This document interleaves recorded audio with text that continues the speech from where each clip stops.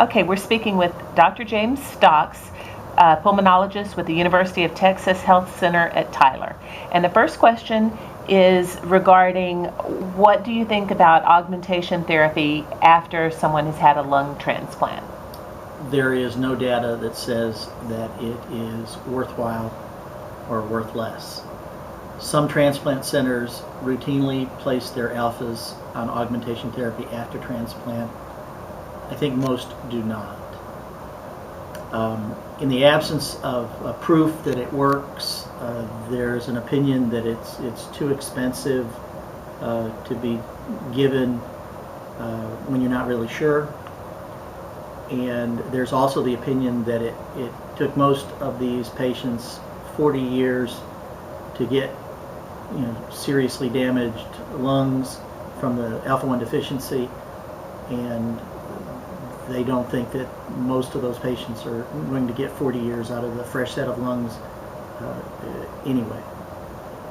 So that's not to be unkind or crude or cruel. It's just simply to state that there's no real data that says it's worthwhile.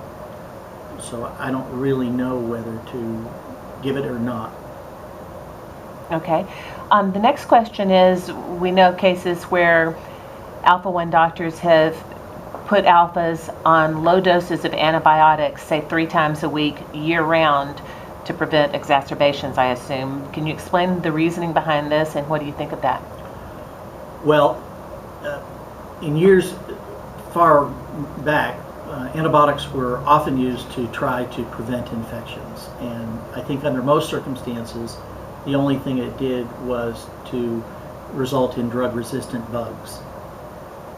There is a class of antibiotics, however, that is now given not so much for its antibacterial properties, but for its anti-inflammation properties, and that are drugs that are called macrolides, like erythromycin or the modern version, azithromycin. The risk of developing drug resistance is still there because the patients are on the antibiotics a lot. But under certain circumstances, it can prevent flare-ups or exacerbations because it provides a suppression of inflammation. Now, there are some other risks to be taking azithromycin or any drug, and those are the risks of other side effects from the medication. Side effects like nausea, vomiting, diarrhea, developing allergies to them, and more recently, there's some information about azithromycin that it may actually be dangerous for some people's hearts. So it has some validity. I don't know that it's I do not think that it's standard of care for every alpha to receive routine antibiotic therapy. Okay. And then can you say, do you know what the percentage of severely affected Alpha-1 patients will be affected with the degeneration of heart muscles, including the ascending aorta? Well, that's kind of a confusing question, and let me kind of pick it apart. Alpha-1 deficiency, to my knowledge, does not cause any damage to the heart itself.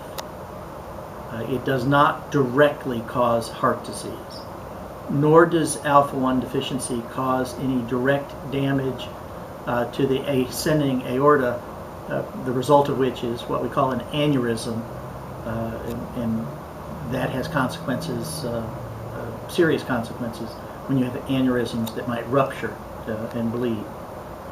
And I am not familiar with any information that shows that Alpha-1 deficiency is significantly associated with that type of heart disease. Now, there's another type of heart disease that Alpha-1 deficiency does cause, but it causes it indirectly. There are 2 halves to the heart. One is the half that pumps the blood through the lungs, and the other half, the left side of the heart, is the pump that pumps the blood through the rest of the body. When you have severe lung disease, emphysema, and other lung diseases, it can be very hard for the right side of the heart to pump the blood through the lungs. There's a resistance to flow, and that back pressure can make the right side of the heart enlarge and and be damaged and have increasing difficulty pushing the blood through, and the back pressure then further goes down into the rest of the body, where the most common sign is that of swelling in the legs. So it's an indirect way for alpha-1 deficiency to cause right-sided heart disease, but alpha-1 deficiency isn't really known to cause left-sided standard congestive heart failure type of problems. Okay, and you may have answered this, but what are the general conclusions about heart damage in alpha-1?